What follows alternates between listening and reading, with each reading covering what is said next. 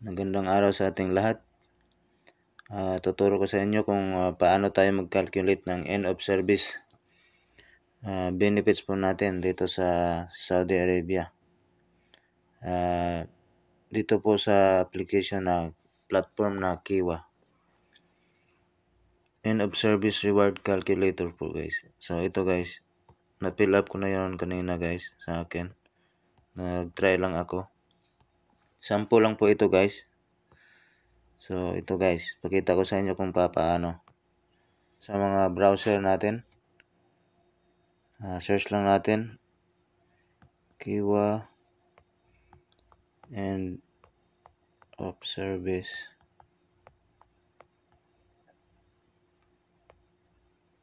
calculator.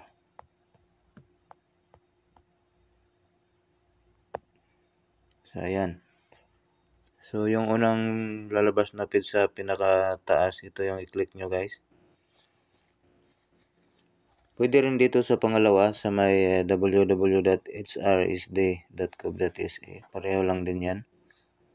Pero dito ngayon nasa Kiwa na lahat yung ngayon sa platform na Kiwa. Mga benefits na sa Kiwa na po. Click lang natin tong Kiwa.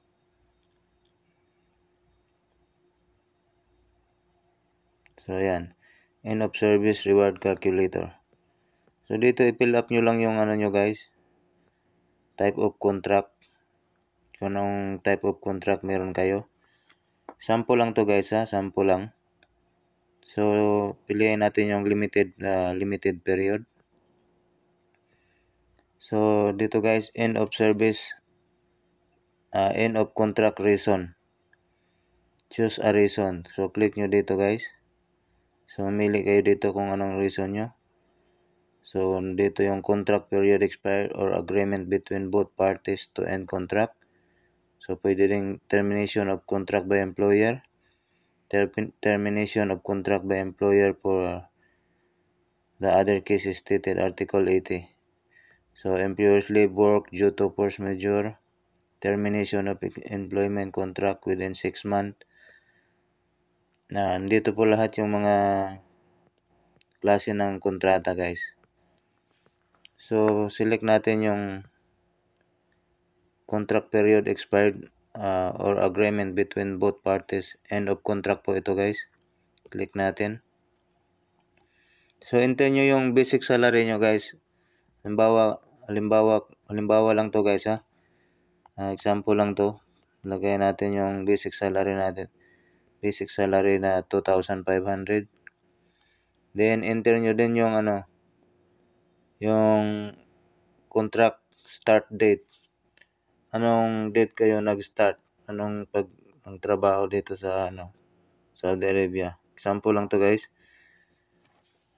Example July 1. So 2023 lagay natin guys.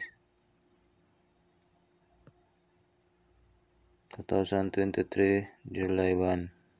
Select date. So ayan guys, tapos na yung start date. Dito naman sa contract end date.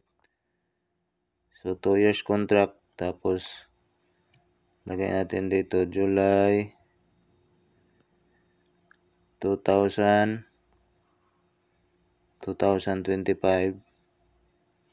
So July 1, 2025 guys, end of contract yan. So 2 years yan guys. So select date. So ayan, check nyo yung date kung tama ba yung date end of contract nyo guys. Kung anong date na end of contracts. Sample lang to. Sundin nyo yung nyo. Kung ano yung date sa contract nyo guys. So pagkatapos nyan, click nyo yung I'm not a robot. So ayan. Pag na-check na yan guys, click nyo yung calculate end of service reward. So dito guys, click natin end of service reward. So ayan. Yan po yung result. Ayan, salary, basic saka contract start date, end of contract. So calculated reward 2,500.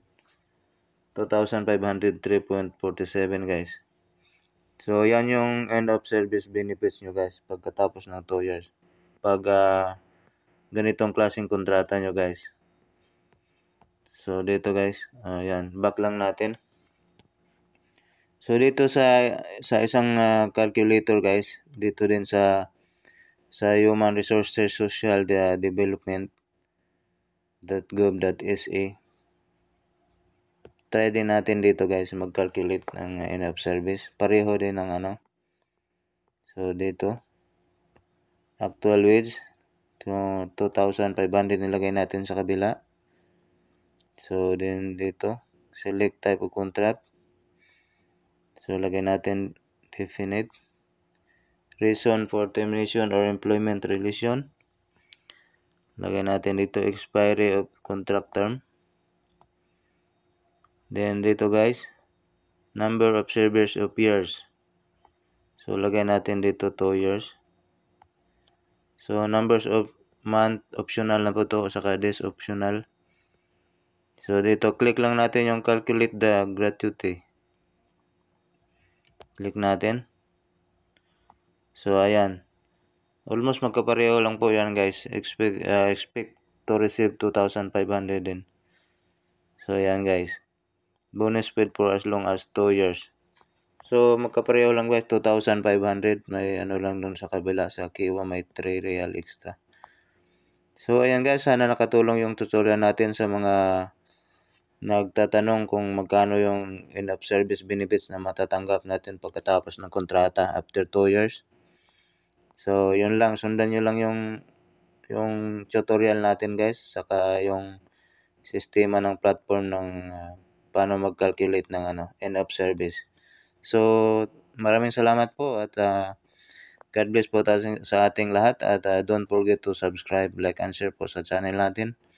Maraming salamat and God bless.